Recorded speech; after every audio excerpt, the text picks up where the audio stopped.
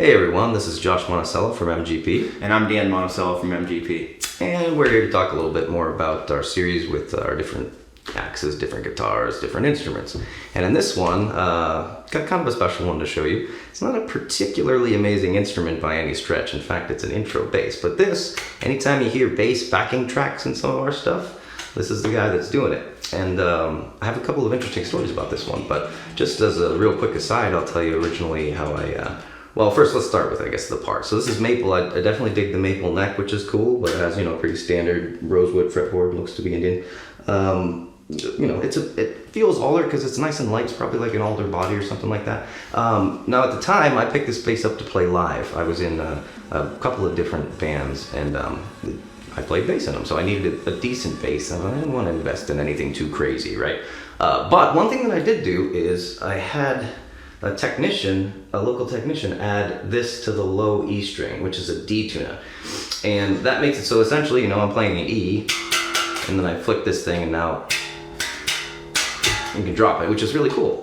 Because we did a lot of stuff back and forth in E and drop D. That's super cool. Yeah, so it definitely proved to be really handy, and actually it worked too, because a lot of that stuff you pull it back up doesn't really come right in tune. But anyway, so the story with this guitar, or bass. So I was playing in a band at the time, and we were touring a bit, and we were in Pittsburgh, Pennsylvania, and we came up to this kind of venue, and when we went inside, it turned out that it was a hookah bar, basically, and they had set up a stage area. So we thought, well, okay, that's pretty cool. I mean, seems fun, right?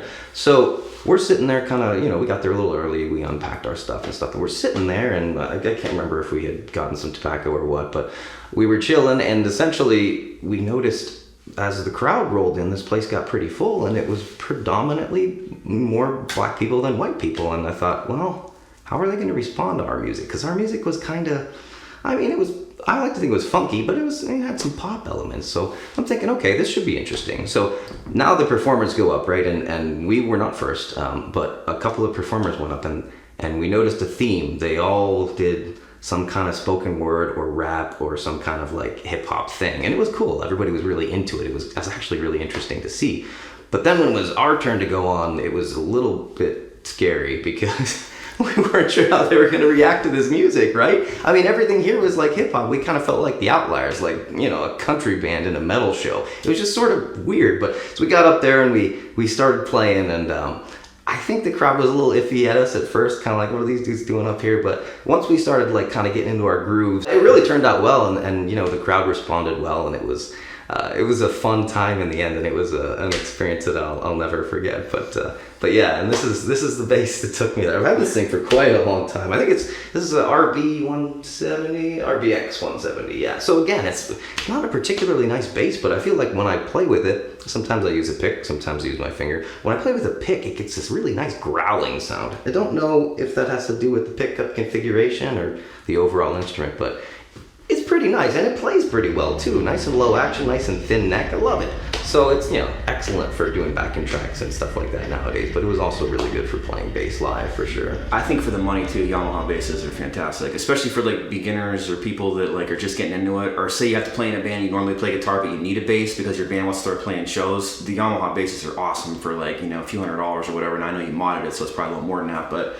it's fantastic though. They're really reliable and really easy to play. Yeah, definitely. And that was kind of my line of thinking when I picked this thing up. Nice and solid, thin neck, easy to play. Again, it didn't break the bank on playing an instrument bass in a band where it was like, I don't know if it's what exactly is gonna happen. So yeah, it wasn't a huge investment, but yeah, anyway, phenomenal bass, really, for what it costs, pound for pound. This thing's awesome.